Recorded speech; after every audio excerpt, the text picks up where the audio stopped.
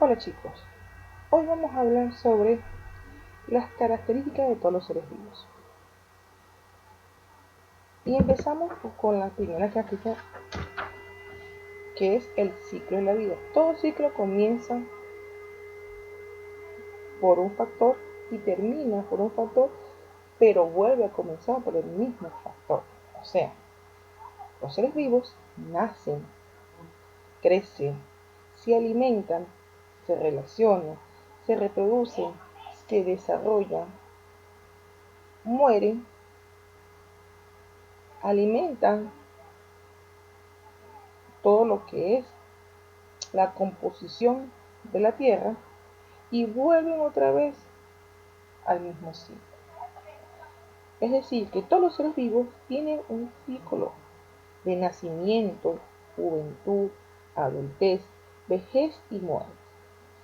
Ese transcurrir del tiempo, del ciclo de todos los organismos vivos, lleva a cabo varias funciones. Uno, alimentarse, respirar, reproducirse, entre otras acciones. Además que tienen función de que de nutrición y sobre todo de reproducción. Si no existen esas funciones, no puede empezar otra vez el ciclo. Imaginemos que no existiera la función de la reproducción. Todos los organismos murieron, pero ¿cómo van a nacer si no hay el factor reproductivo? Además que la complejidad de los organismos es una característica principal que tienen todos los seres vivos. Todos los seres vivos poseen un nivel de organización biológico y complejo, el cual el mayor protagonista es la célula. Sin dudar, algunos de los organismos, como han dicho, todos los organismos microscópicos, ¿no?, se ven con el microscopio. Y la célula es un organismo microscópico. Es un organismo de todos los seres vivos. Comienzan por, esta complejidad y organización comienza por elementos, moléculas, que son sustancias subatómicas.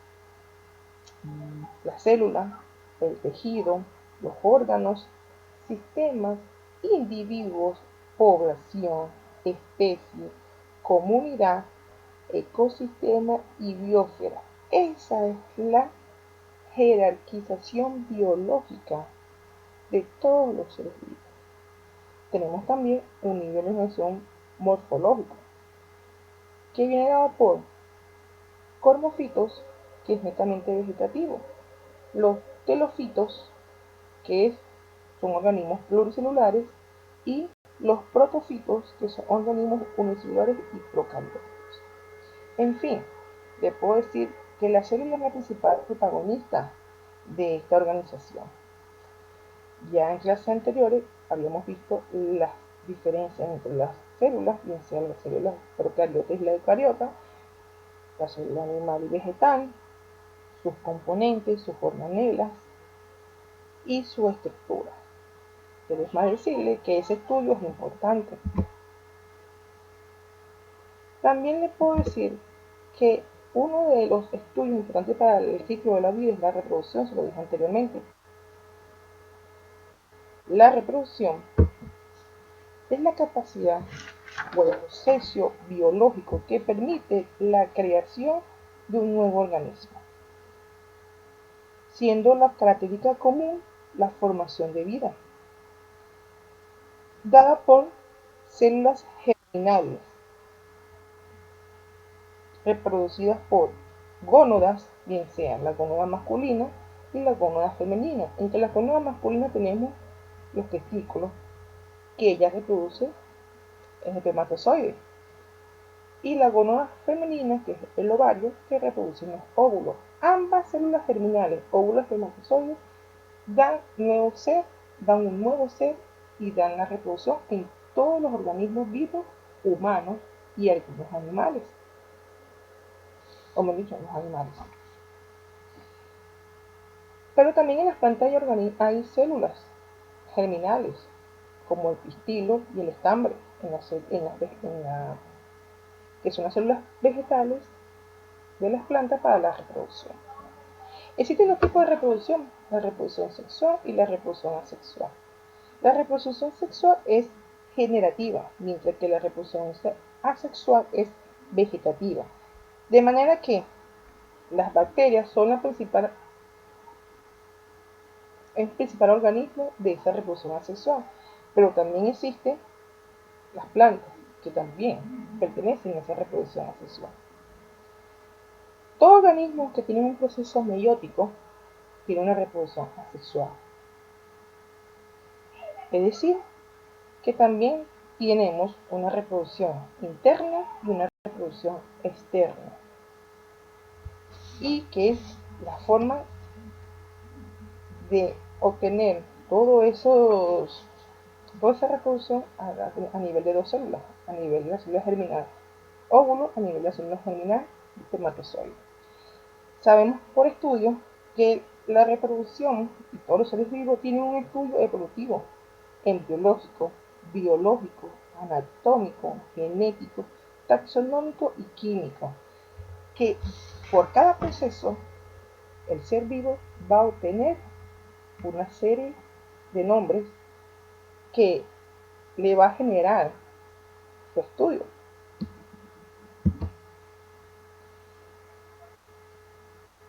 Para eso, las células necesitan, o mejor dicho, los seres vivos necesitan energía. ¿Y qué más que el metabolismo?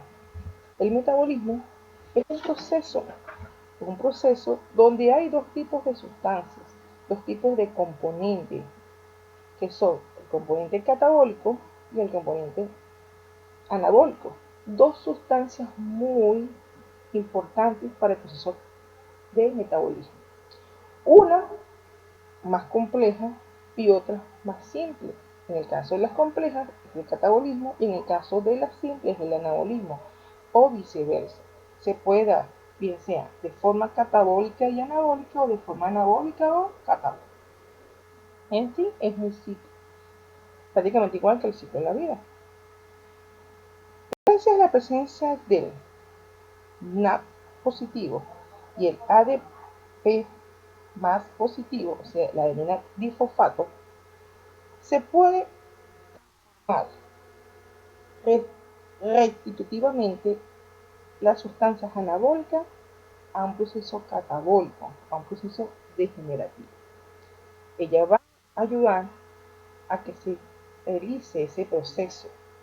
Recuerden, el adenina difosfato más el fósforo y el NAS positivo ayudan al anabolismo a realizar su función, mientras que el ATP, que es una enzima importante que se consigue en la mitocondria, que es una organela importante de la célula, específicamente en las células mitocondriales, se consigue esa enzima llamada ATP, la encargada de almacenar la energía en nuestro organismo y de las funciones de respirar, de correr, ayuda a todas esas funciones en el organismo. Ella va a ayudar a que ese proceso catabólico más el NADPH, a que ese proceso degenerativo se restituya y forme de sustancias más complejas a sustancias más simples. En fin, el metabolismo es un proceso cíclico, donde el catabolismo y el anabolismo son los principales procesos que ocurren en él.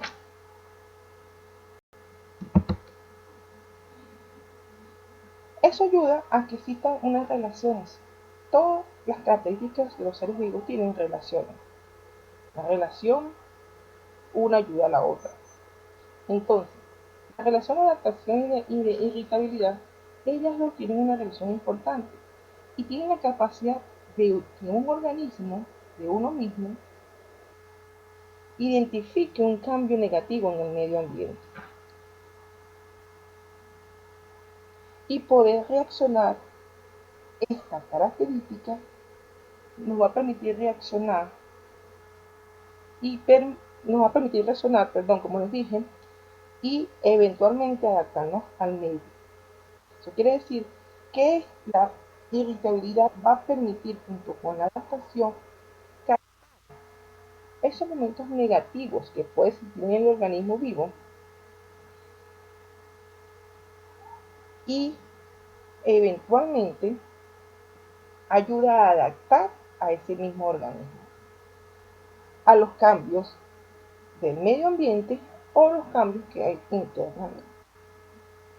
Recordemos que en la Tierra ha tenido muchas eras, ha tenido muchos procesos evolutivos, ha tenido muchos cambios climáticos.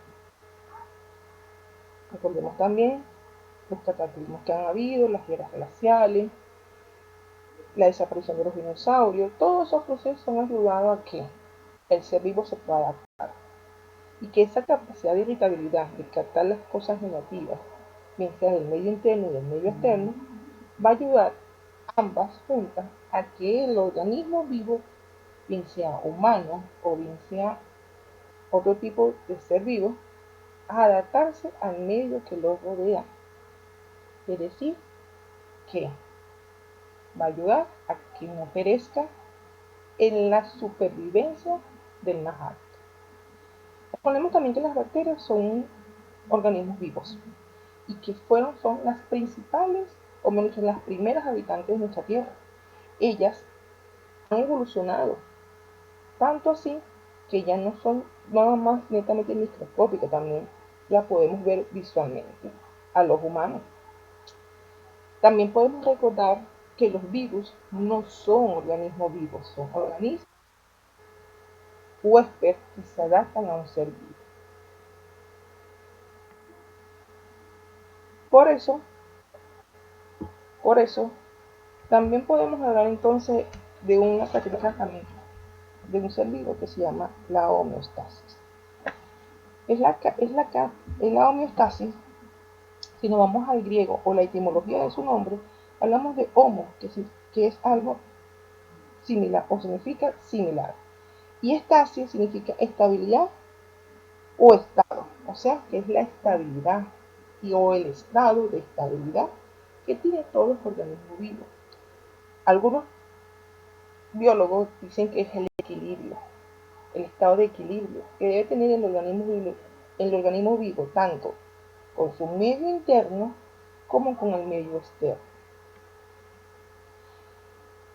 Es también importante destacar que el medio interno de los organismos vivos se regula por medio de las hormonas, las enzimas, los bioelementos y los elementos y, y las biomoléculas que están dentro de un ser vivo que ayudan a que él se mantenga en equilibrio o estable con su medio interno y su medio externo. Es importante que exista la homeostasis para adaptarse al medio ambiente. ¿Eh?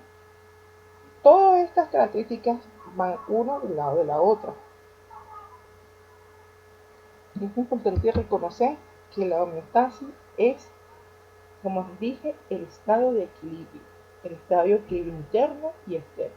Es como cuando nosotros tomamos chocolate caliente en el calor.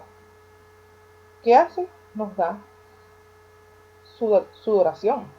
Pero si lo hacemos en época de frío, ¿qué hace?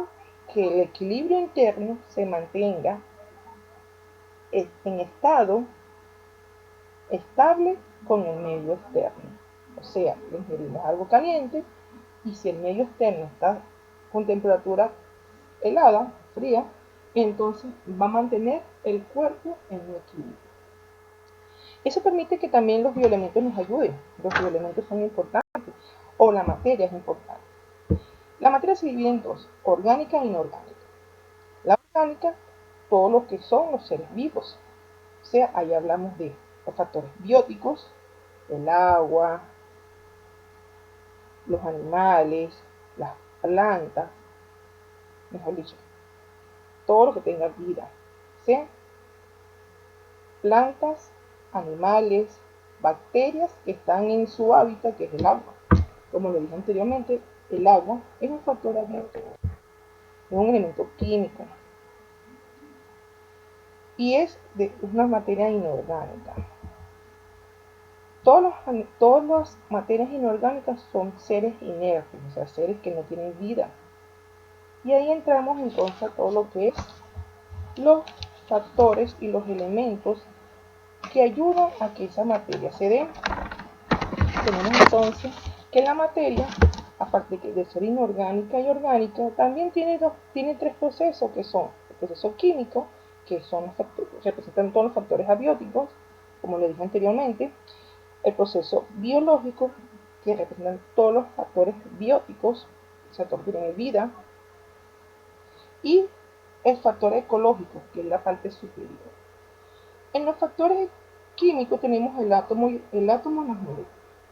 Entonces, ahí vamos a hablar un poco sobre las biomoléculas y los bioelementos.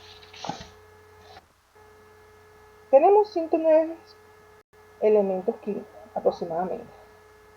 El ser vivo tiene aproximadamente más o menos 27 bioelementos.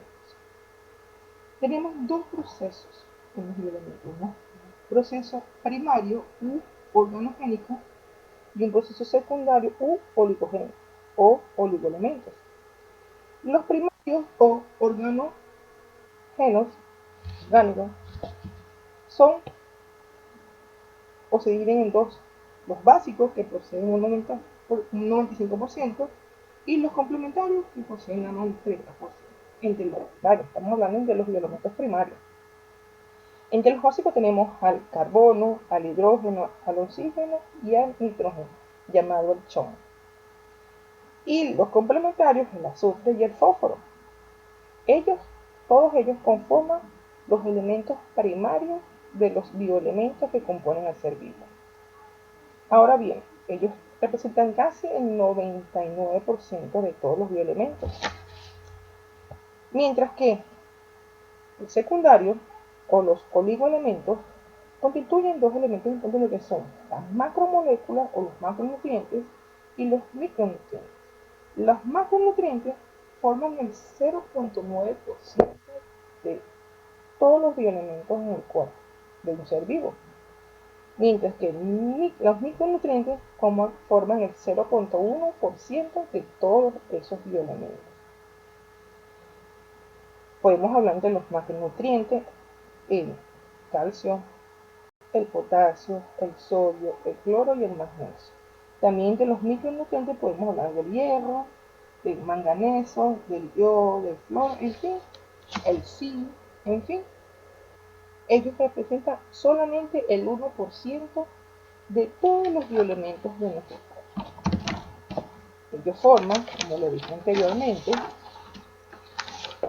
la materia química o abiótica de todo ser vivo. Si hablamos de la materia biológica, biótica, hablamos de las células procarióticas y eucarióticas, hablamos de tejidos tisulares, que son tejido epitelial, tejido mesenquimático, tejido conectivo, hablamos de orgánulos y de órganos como el corazón, los pulmones, hablamos de sistemas como el sistema nervioso, endocrino, el sistema muscular, y también hablamos a nivel individual, hablamos de mamíferos, aves, hablamos también de poríferos, en el caso de animales invertebrados, o sea, animales vertebrados, invertebrados y plantas. Y las bacterias también entran ahí, o sea, todos los individuos. Y si hablamos de ecología, que es un nivel superior, hablamos de población, hablamos de comunidad, hablamos de biosfera o de ecosistema completo, hablamos de bioma, de regiones geográficas o biográficas si hablamos de vida, hablamos de la biosfera como tal, que es una capa donde representa la vida de toda la corteza terrestre, y hablamos de ecosfera, o sea, todo lo que es el planeta Tierra. Estos elementos o esta estructura de la materia permite que los seres vivos tengan sus características en estabilidad. Quiere decir que si no existe materia, no existe la complejidad, no existe la reproducción, el metabolismo, la organización, los bioelementos, las biomoléculas, la homeostasis y la capacidad de adaptarnos, cómo el ser vivo va a tener un ciclo de vida. El ciclo de vida necesita de todas estas características para que el ser vivo pueda, como lo dije físicamente, pueda nacer, crecer, desarrollarse, producir y morir. No me queda más que decirle, chicos, espero que hayan entendido nuestra clase de hoy. Cualquier duda, dejen los comentarios y estudien, analicen un poquito el video para que puedan entender mejor todas las características de los seres vivos. Recordemos que los seres vivos no solo más son los humanos, también las plantas son seres vivos. Cuidemos nuestras plantas, cuidemos a los animales, porque también son seres vivos. Me despido, hasta la próxima clase. Chao.